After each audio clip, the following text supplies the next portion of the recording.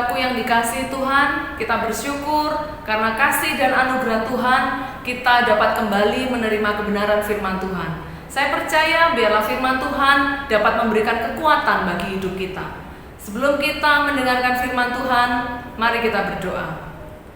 Bapa di surga, kami mengucap syukur untuk penyertaan-Mu dalam hidup kami, sehingga saat ini Tuhan, kami boleh diberikan kesempatan untuk menerima kebenaran firman-Mu. Mari Tuhan, Engkau yang berbicara dalam hidup kami, nyatakan kehendak dan rencana-Mu Tuhan yang terbaik dalam hidup kami. Kami siap untuk menjadi pelaku-pelaku firman-Mu. Terima kasih Tuhan, di dalam nama Tuhan kami Yesus Kristus, kami berdoa dan mengucap syukur. Haleluya, amin. Saudaraku yang terkasih, tema renungan firman pada saat ini adalah iman yang teruji. Saudaraku, iman yang teruji adalah iman yang bertumbuh melalui berbagai proses ujian. Melalui proses ujian itu, iman kita akan dimurnikan seperti emas yang dimurnikan oleh api.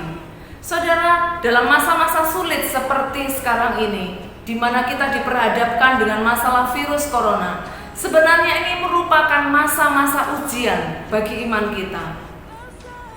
Ketika kita sedang mengalami proses ujian, kita harus tetap pegang janji Tuhan, bahwa Tuhan akan selalu menyertai kita, dan masalah yang kita hadapi tidak akan melebihi kekuatan kita.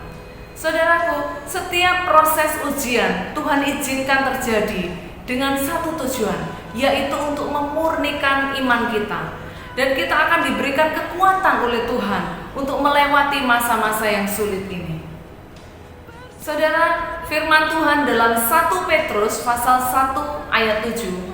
1 Petrus pasal 1 ayat 7 mengatakan, maksud dari semuanya itu ialah untuk membuktikan kemurnian imanmu yang jauh lebih tinggi nilainya daripada emas yang fana, yang diuji kemurniannya dengan api, sehingga kamu memperoleh puji-pujian dan kemuliaan dan kehormatan pada hari Yesus Kristus menyatakan dirinya. Saudara, selama kita masih berada di dalam dunia ini, kita pasti diberhadapkan dengan masalah. Untuk itulah kita membutuhkan iman. Apakah arti iman yang sesungguhnya? Dalam Ibrani pasal 11 ayat 1 dikatakan, iman adalah dasar dari segala sesuatu yang kita harapkan dan bukti dari segala sesuatu yang tidak kita lihat. Saudaraku yang terkasih, ada 4 kualitas iman yang perlu kita ketahui. Yang pertama, iman yang lemah atau iman yang kuat. Saudara, kualitas iman yang pertama ini dimiliki oleh orang yang sudah lahir baru dan mengenal Allah secara pribadi. Namun ketika orang itu mengalami masalah dalam hidupnya, iman itu bisa redup, bahkan mati. Namun kita bisa melihat contoh yang luar biasa, iman dari seorang tokoh Alkitab yaitu Bapak Abraham. Saudara, iman Abraham bisa menjadi teladan bagi hidup setiap kita umatnya yang percaya, bahwa kita harus memiliki iman yang kuat. Saudara, dalam kitab Roma pasal 4 ayat 19 sampai 20, Roma pasal 4 ayat 19 sampai 20 dikatakan, imannya tidak menjadi lemah walaupun ia mengetahuinya bahwa tubuhnya sudah sangat lemah karena usianya telah kira-kira 100 tahun dan bahwa rahim Sarah telah tertutup. Tetapi terhadap janji Allah, ia tidak bimbang karena ketidakpercayaan. Malah ia diperkuat dalam imannya dan ia memuliakan Allah. Saudaraku yang terkasih, walaupun Abraham belum melihat janji Tuhan, namun Abraham percaya bahwa Tuhan pasti menggenapi janjinya. Demikian juga dengan pengiringan kita akan Dia, saudara. Walaupun kita belum melihat janji Tuhan, mari miliki iman percaya kepada Tuhan bahwa Tuhan pasti akan menggenapi janjinya di dalam hidup kita. Saudara, kualitas iman yang kedua yang perlu kita ketahui. Yang kedua adalah iman yang teruji atau tidak tahan uji. Iman yang teruji atau tidak tahan uji. Saudara, kualitas iman yang kedua ini adalah iman yang dimiliki oleh orang-orang yang memang diuji oleh Tuhan. Ketika Tuhan mengizinkan ujian datang, ada kalanya seseorang tidak kuat dan meninggalkan Tuhan. Ini adalah contoh iman yang tidak tahan uji. Tapi kita bisa melihat contoh teladan yang luar biasa dalam kehidupan Ayub. Saudaraku, Ayub adalah salah satu tokoh Alkitab di mana imannya sudah teruji. Setelah melewati ujian yang begitu berat dalam hidupnya, dengan yakin Ayub dapat mengatakan, "Aku tahu bahwa Engkau sanggup melakukan segala sesuatu dan tidak ada rencanamu yang gagal." Saudara, rencana Allah tidak mungkin gagal. Apapun yang terjadi dengan kita sebagai anak-anak Tuhan, seberapa berat dan sulitnya penderitaan itu, Allah tidak akan pernah lepas kontrol. Allah selalu memegang kendali atas hidup kita. Saudara, ini bukan berarti bahwa kita akan bebas dari penderitaan. Walaupun kita mengalami penderitaan, dengan iman kita dapat yakin, kita dapat mengerti bahwa Allah ada bersama-sama dengan kita. Allah akan menyertai kita. Itulah janji yang Allah berikan kepada kita. Allah tidak akan meninggalkan kita sebagai anak-anaknya seorang diri. Ia akan ada bersama-sama dengan kita, menyertai kita dalam penderitaan yang kita alami. Saudara, kualitas iman yang ketiga yang perlu kita ketahui yaitu iman yang kecil atau iman yang besar. Iman yang kecil atau iman yang besar. Saudara, kualitas iman yang ketiga ini bisa terjadi, ya. Mungkin kita juga bisa mengalami hal ini dalam hidup kita. Saudara, kualitas iman ini, iman yang besar, bukan berarti ketika kita sudah mengikuti Tuhan sekian lama, otomatis kita sudah memiliki iman yang besar. Belum tentu, saudara. Iman yang besar bukan juga timbul ketika kita aktif melayani di gereja. Belum tentu, saudara.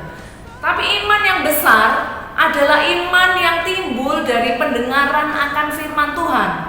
Siapapun kita bisa memiliki iman yang besar ketika kita hidup di dalam firman Tuhan. Dalam Roma pasal 10 ayat 17 dikatakan, "Jadi iman timbul dari pendengaran dan pendengaran oleh firman Kristus." Saudara, apa arti dari iman timbul dari pendengaran akan firman? Saudara, artinya adalah kita harus membaca firman Allah, kita harus mencintai firman Allah, kita harus merenungkan dan melakukan firman Allah. Setelah kita memiliki iman, kita masih perlu mengasah iman kita. Dengan cara apa? Melalui persekutuan kita dengan Tuhan, melalui pembacaan firman Tuhan setiap hari. Saudara, perenungan kita akan firman Tuhan melalui doa-doa kita setiap saat, tidak hanya ketika ada ibadah di gereja atau tidak hanya waktu ada ibadah online, tetapi kita bangun hubungan kita dengan Tuhan setiap hari, saudara. Mengapa iman seseorang bisa bertumbuh dari iman yang kecil menjadi iman yang besar? Karena dia rajin membangun hubungan dengan Tuhan setiap hari. Ketika kita rajin membangun hubungan dengan Tuhan setiap hari, otomatis kita akan mengenal Dia dan iman kita akan semakin bertumbuh di dalam Tuhan.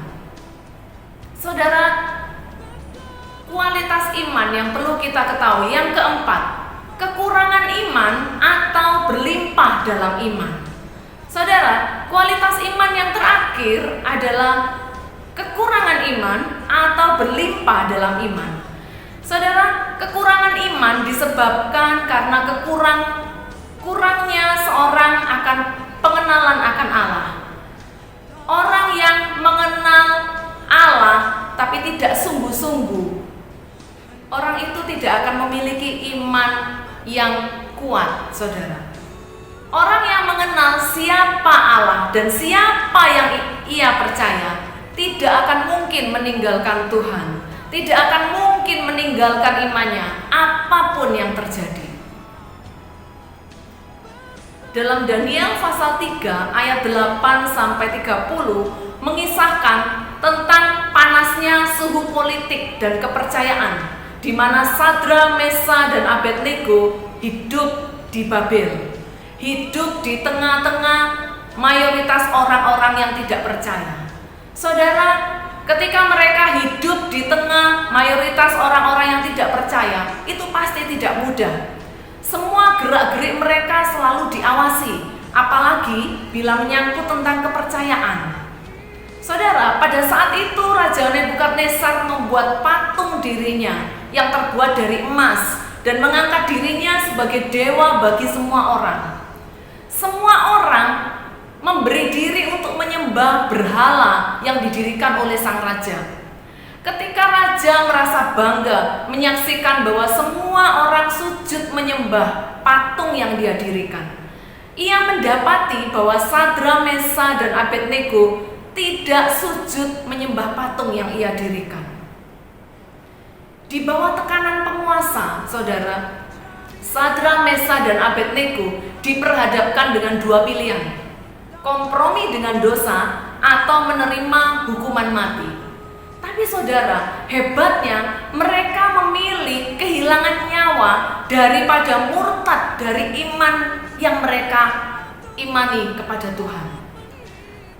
Dan ternyata penyertaan Allah sungguh luar biasa dalam hidup mereka. Saudara, perkenanan Tuhan ada atas hidup mereka. Allah sanggup menyelamatkan mereka dari hukuman mati. Saudara, kehidupan orang yang percaya senantiasa dibayang-bayangi oleh persoalan. Pada saat kita mengalaminya, kita butuh pertolongan dari Allah yang sanggup menyelamatkan kita. Bagaimanakah kemahakuasaan Allah sanggup menyelamatkan Sadra, Mesa, dan Abednego? Saudara, pertolongan Allah datang karena orang beriman dapat melakukan sesuatu menurut standar Allah.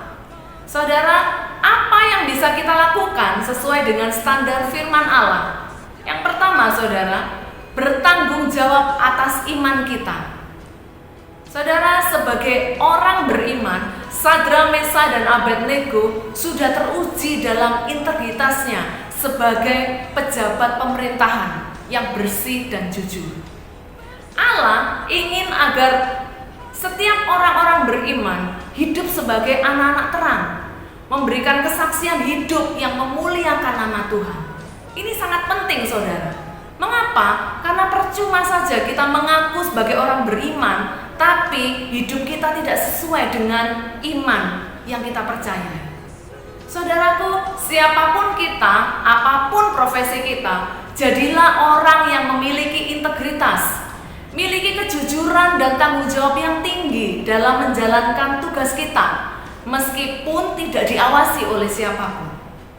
Raja Nebukadnezar tahu siapa Sadra, Mesa, dan Abednego.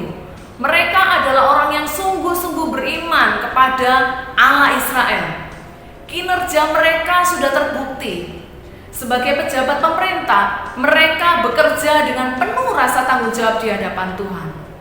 Saudaraku, siapapun kita dan apapun yang kita kerjakan, miliki kejujuran dan rasa tanggung jawab yang tinggi, bukan hanya di hadapan manusia, tapi terlebih lagi di hadapan Tuhan. Saudara, apa yang kita bisa lakukan yang sesuai dengan standar firman Allah? Yang kedua, berserah pada kedaulatan Allah. Berserah pada kedaulatan Allah. Saudara, untuk menyelamatkan Sadra, Mesa, dan Abednego, Raja menawarkan dalam Daniel pasal 3 ayat 15. Dalam Daniel pasal 3 ayat 15 dikatakan, "Sekarang jika kamu bersedia, demi kamu mendengar bunyi sangkakala, seruling, kecapi, rebab, gambus, serdam, dan berbagai jenis bunyi-bunyian, sujudlah menyembah pada patung yang kubuat itu. Tetapi jika kamu tidak menyembah, kamu akan dicampakkan seketika itu juga ke dalam perapian yang menyala-nyala. Dan dewa manakah yang dapat melepaskan kamu dari tanganku? Saudara, keteguhan iman Sadra, Mesa, dan Abednego diuji demi sebuah kebenaran iman mereka yang harus mereka perjuangkan. Mereka menjawab tawaran raja dalam Daniel pasal 3 ayat 17. Dalam Daniel pasal 3 ayat 17, mereka mengatakan, jika Allah yang kami puja sanggup melepaskan kami, maka Ia akan melepaskan kami dari perapian yang menyala-nyala itu dan dari dalam tanganmu ya Raja. Saudara, dalam segala hal Allah berdaulat atas kehidupan umatnya. Semua keputusan mutlak ada di tangan Tuhan. Saudara, tidak ada seorang pun yang bisa mendikte Allah dalam keputusannya. Dalam situasi terdesak, Sadra, Mesa, dan Abednego menyerahkan sepenuhnya hidupnya ke dalam kedaulatan Allah. Apakah Allah akan menyelamatkan mereka atau membiarkan tubuh mereka dimakan oleh api? Saudara, mengetahui kedaulatan Allah ini sangat penting bagi kita, agar kita terhindar dari pemikiran bahwa Allah pasti dan selalu mau melakukan semua keinginan kita. Saudara, mereka yang tidak teguh imannya akan mudah menukar imannya karena ada ancaman dari pihak tertentu. Saudara, kita tahu tidak sedikit orang yang meninggalkan imannya karena mendapat ancaman kedudukannya akan digeser atau tidak akan naik pangkat. Atau orang bisa meninggalkan imannya kepada Tuhan hanya karena rasa cinta kepada pasangan hidup yang tidak seiman, yang melebihi rasa cintanya kepada Tuhan, sehingga mereka rela meninggalkan imannya kepada Tuhan demi pasangan hidupnya. Mereka rela meninggalkan imannya kepada Tuhan hanya demi jabatan mereka. Saudaraku yang terkasih, mereka yang tidak teguh imannya akan segera meninggalkan Tuhan hanya karena hal-hal yang sepele. Saudara, ketegaran iman Sadra, Mesa, dan Abednego patut menjadi contoh teladan yang luar biasa dalam hidup kita. Dalam situasi yang terjepit, mereka sepenuhnya berserah pada kedaulatan Tuhan. Orang beriman adalah orang yang mau dipimpin oleh Roh Allah dan masuk di dalam rencana Allah yang indah. Saudaraku, apa yang bisa kita lakukan yang sesuai dengan standar firman Allah? Yang ketiga, berani berkata tidak terhadap dosa. Saudara, berani berkata tidak kepada kompromi yang menyebabkan dosa itu pasti tidak mudah. Mengapa saudara? Karena soal pekerjaan dan kebutuhan jasmani saja sudah begitu menyulitkan, apalagi tentang iman kita. Tetapi bagi Sadra, Mesa, dan Abednego, mereka berani berkata tidak terhadap dosa. Dan berani berkata tidak terhadap dosa itu adalah harga mati. Saudara, kesulitan apapun tidak dapat memisahkan kita dari kasih Tuhan. Karena kasih Allah yang begitu luar biasa dalam hidup kita jangan pernah digantikan oleh apapun, saudara. Berani berkata tidak terhadap dosa, tidak mau kompromi terhadap dosa, itu adalah harga mati. Tidak dapat ditawar oleh apapun. Karena kita melihat bagaimana pengorbanan Yesus yang luar biasa, yang sudah menghapus dosa kita, jangan pernah digantikan oleh apapun. Saudara, bagaimana sikap hati kita, saudara, supaya kita bisa bertahan dalam iman kita? Bagaimana sikap hati kita agar kita bisa bertahan dalam iman kita? Yang pertama, saudara, tetap teguh dalam iman. Saudara, tetap teguh di dalam iman itu adalah hal yang sangat penting. Jangan pernah menyerah dalam kondisi kesulitan apapun. Karena Tuhan yang menjadi jaminan kita, Tuhan yang akan selalu menguatkan kita. Dalam 1 Korintus pasal 15 ayat 58 dikatakan, "Karena itu saudara-saudaraku yang kekasih, berdirilah teguh, jangan goyah, dan giatlah selalu dalam pekerjaan Tuhan. Sebab kamu tahu bahwa dalam persekutuan dengan Tuhan, jerih payahmu tidak sia-sia." Saudara, apapun yang kita kerjakan, jangan pernah menyerah, karena jerih payah kita tidak akan sia-sia. Pengiringan kita akan Tuhan tidak akan sia-sia jika kita tetap teguh di dalam iman kita kepada Tuhan. Yang kedua, saudara, tetap bersukacita. Dalam Filipi pasal 4 ayat 4 dikatakan, "Bersukacitalah senantiasa dalam Tuhan." Sekali lagi kukatakan, bersukacitalah. Saudaraku, bagaimana caranya supaya kita dapat senantiasa bersukacita? Kata kunci di sini adalah di dalam Tuhan. Jadi kata kuncinya adalah di dalam Tuhan. Mengapa, saudara? Karena di luar Tuhan mustahil kita mendapat sukacita yang sejati. Bersukacita merupakan sebuah sikap dan pilihan. Di dalam Tuhan, saudara, kita akan merasakan sukacita yang sejati. Walaupun kita ada di dalam masalah, walaupun kita ada di dalam pergumulan yang sangat berat, tetapi sukacita yang dari Tuhan itu tidak akan dipengaruhi oleh kondisi yang ada di luar kita.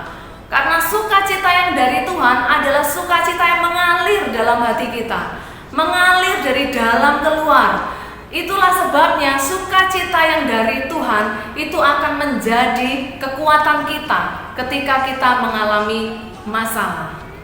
Saudara, bagaimana sikap hati kita agar iman kita bisa bertahan? Yang ketiga, saudara, berpikir positif. Saudara, pikiran kita adalah tempat peperangan terbesar. Untuk itu, kita perlu melawan setiap pikiran-pikiran yang negatif. Firman Tuhan dalam Filipi pasal 4 ayat 8 dikatakan, "Jadi akhirnya saudara-saudara, semua yang benar, semua yang mulia, semua yang adil, semua yang suci, semua yang manis, semua yang sedap didengar, semua yang disebut kebajikan dan patut dipuji, pikirkanlah semuanya itu." Saudaraku, betapa pentingnya mengisi pikiran kita dengan hal-hal yang positif, karena hal itu akan berdampak dengan kehidupan kita. Saudara, pikiran kita dapat menentukan setiap perkataan dan tindakan kita. Bila yang ada dalam pikiran kita adalah hal-hal yang positif, maka hal-hal yang baik itu yang akan terjadi bagi kita. Saudara, Rasul Paulus menasihatkan agar pikiran setiap orang yang percaya diisi dengan hal-hal yang benar, hal-hal yang mulia, yang adil, yang suci, yang manis, yang sedap didengar, dan semua yang patut dipuji. Saudara, agar dapat memiliki pikiran yang positif, tidak ada jalan lain selain kita harus taat, tunduk kepada firman Tuhan. Ketika hidup kita selalu diisi dengan firman Tuhan, maka otomatis apa yang kita pikirkan itu berkaitan dengan firman Tuhan. Ketika kita mengisi hidup kita dengan hal-hal yang negatif, dengan gosip-gosip, dengan pikiran-pikiran yang negatif, maka itulah yang akan terjadi. Tapi ketika kita selalu berpikir positif, kita menundukkan hidup kita pada kehendak Allah, kita selalu taat akan firman Allah, maka hal yang terjadi dalam hidup kita sesuai dengan apa yang kita pikirkan. Hal yang baik, yang suci, yang mulia, itu yang akan terjadi dalam hidup kita. Saudara, sekarang bagaimana dengan hidup kita? Apakah hari-hari kita masih dipenuhi dengan pikiran-pikiran yang negatif? Khawatir, takut, cemas, putus asa, dan sebagainya. Saudara, kita perlu tinggalkan semuanya itu. Jangan biarkan iblis menjajah dan menghancurkan hidup kita dengan menebar hal-hal yang negatif dalam pikiran kita. Kita harus bisa melawannya di dalam nama Yesus, karena nama Yesus adalah nama yang berkuasa. Untuk itu saudara, apapun beban dan masalah kita, miliki iman yang tahan uji. Setiap ujian yang Tuhan izinkan terjadi, itu akan memurnikan iman dan membuat kita semakin teguh di dalam iman kita. Tetap teguh di dalam iman, tetap bersukacita, dan percayalah bahwa Tuhan sanggup memelihara hidup kita. Saudaraku yang terkasih, demikianlah firman Tuhan saya sampaikan. Saya percaya biarlah firman Tuhan dapat memberikan kekuatan bagi setiap kita yang mendengarnya. Mari kita bersama-sama berdoa. Bapa di surga, kami mengucap syukur Tuhan untuk firman-Mu pada hari ini yang kami boleh terima Tuhan. Bapa, biarlah melalui kebenaran firman-Mu, kami sebagai umat-Mu Tuhan, hidup kami tidak dipenuhi dengan kekhawatiran, hal-hal yang negatif yang seringkali menghantui pikiran kami. Tapi kami mau Tuhan memikirkan hal-hal yang baik, yang suci, yang benar, yang sedap didengar, hal-hal yang positif, hal-hal yang membangun. Itulah yang menjadi kekuatan bagi iman kami Tuhan. Kami percaya Tuhan, ajari setiap kami supaya kami boleh memiliki iman yang tahan uji Tuhan. Di dalam segala hal, di dalam setiap penderitaan yang Kau izinkan terjadi, ajari kami Tuhan untuk tetap berharap dan berserah kepada Engkau Tuhan. Ketika iman kami sungguh-sungguh di dalam Engkau Tuhan, ketika kami memiliki iman yang sungguh-sungguh seperti Sadra, Mesa, dan Abednego yang tetap bertahan dalam iman mereka apapun yang terjadi dan tidak mau kompromi dengan dosa. Kami percaya Tuhan, pengiringan kami akan Engkau akan semakin diteguhkan. Iman kami akan semakin kuat Tuhan, karena Engkau yang menjamin hidup kami. Engkau yang menjadi sumber kekuatan kami. Terima kasih Tuhan untuk firman-Mu pada hari ini, dan kami percaya Engkau materaikan firman-Mu dalam hidup kami, dan kami siap Tuhan untuk menjadi pelaku-pelaku firman-Mu. Terima kasih Tuhan, hanya di dalam nama Tuhan kami Yesus Kristus kami berdoa dan mengucap syukur. Semua yang percaya katakan amin. Saudaraku yang terkasih, dimanapun engkau berada, apapun masalah yang kau alami, percayalah dan katakan bahwa Yesus menjadi jawaban bagi hidup kita. Tuhan Yesus memberkati.